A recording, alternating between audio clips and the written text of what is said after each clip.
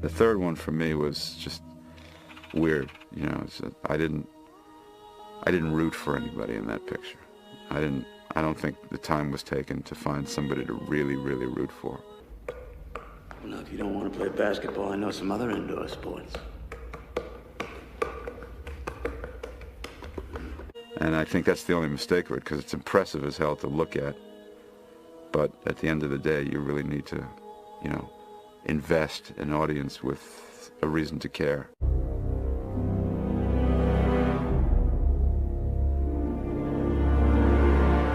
I got involved with Alien when Jorge Saralegui at Fox wanted very much to revive the franchise, and he knew my work and thought, you know, that maybe I could write a treatment that would interest the brass. So I did. I wrote a treatment, and they said, "This is interesting. We'd like maybe to make this, but you have to put Sigourney Weaver in it because originally she had been dead." I did think Alien 3 was definitely the end. There was never any talk, at least not that we were privy to, that there was a plan, that was ever a plan to go anywhere else with the movie, because it was so definitive with the end of Ripley. Ripley is the conduit to the whole series. So once she's taken out of the picture, there's no point in still investigating that storyline without her. And I do remember seeing there's a feeling of finality to it. I mean, it's a great scene when she finally, you know, kills herself, and it's a moment of becomes a moment of sacrifice to be able to take that queen embryo and take it into the fire with her. So that just seemed very very definitive. We were very surprised to get a call years later and say it's going to be an Alien 4. You know, we opposed Alien 4, actually, Walter and I. We tried to stop them from making. We didn't like it. They developed the script on their own. From an idea that was kind of ours, but you know, I told Sigourney at the Alien 3 party, she said it feels kind of bad to be, you know, out of this movie completely, you know, out of the franchise. What are you talking about? You know, I can see them going to a drawer and pulling out some old fingernails and cloning you in your back. Don't worry about it.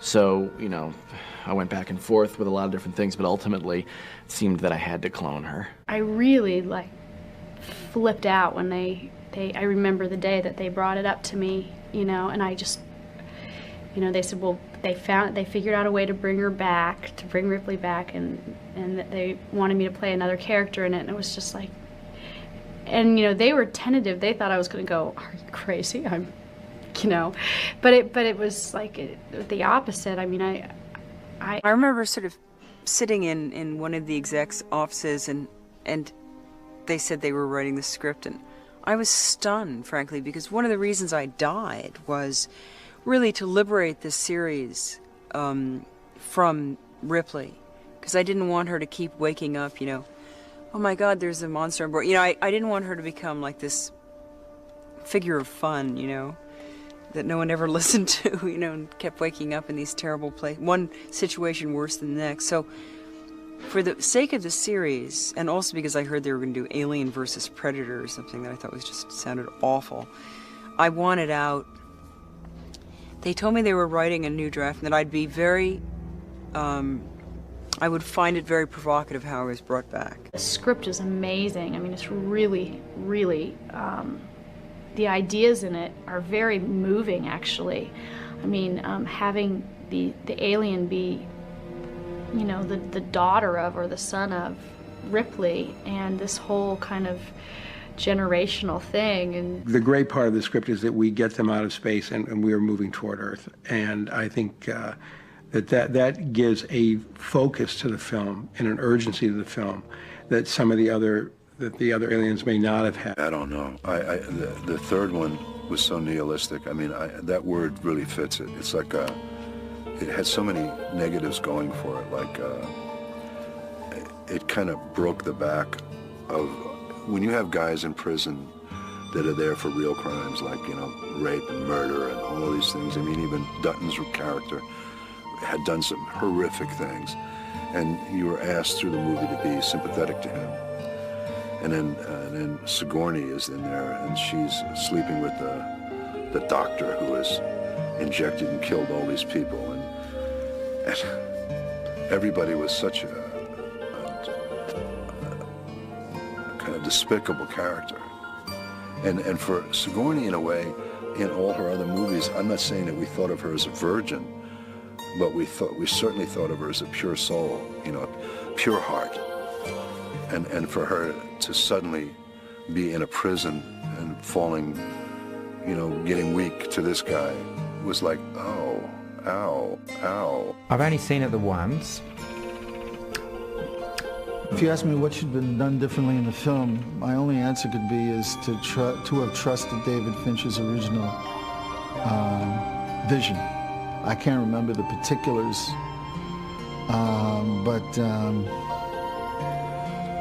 you know, a lot of people like it, but I think they would have liked it much more if it were David's movie. Basically, I felt it was a missed opportunity. I felt that the franchise and the needs of the franchise, of seeing it purely as a franchise, had taken over what was wonderful about the actual special about the first two and what would have been special about the third one.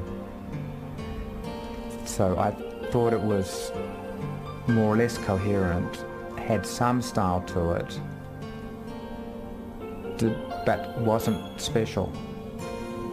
And I felt that 1 and 2 were. And yet I think David is a very good director, you know, and obviously he's shown himself since, as we all have. And I think as well, I'm glad to see that, you know, that the opinion of it amongst viewers and amongst just ordinary people in the last 10 years seems to have grown. You know, people's perception of it, people's regard for its qualities has actually improved. You know, it's become a picture that was perhaps, you know, now is viewed as very underrated. Everyone was, you know, saying, oh, the first and the second one were better. And it's like, well, maybe they were, maybe they weren't. I'm not quite sure. I do know that if this film wasn't following the other two, it would have probably gotten more acclaim than it did. Because I thought as a movie, as a standalone, it was great. Unfortunately, you're following in the footsteps of Cameron and Ridley's. Right. Tough shoes to fill. Tough shoes to fill.